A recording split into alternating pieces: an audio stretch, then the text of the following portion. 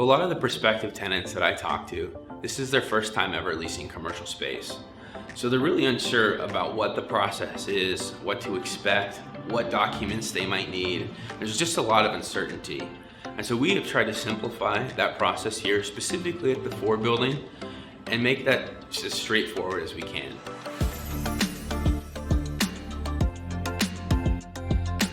So if you're a prospective tenant interested in leasing space, here are kind of the steps that we have at the 4 building. It usually starts with our first call or our email. And then from there, we're pretty easy and we'll set up a time to show you the space and see what we have that's available for you.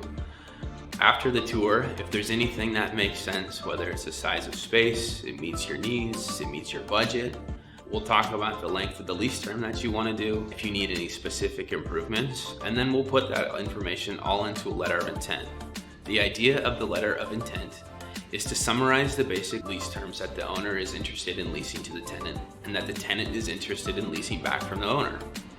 If we have agreement on that, then we'll go to a draft lease.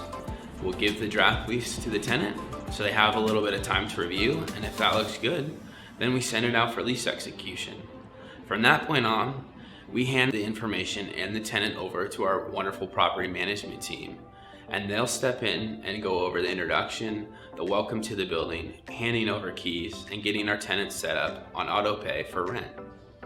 So if you're a prospective tenant interested in learning more about the leasing process, or the 4 building in particular, please feel free to reach out to us and we'd be happy to have that discussion with you.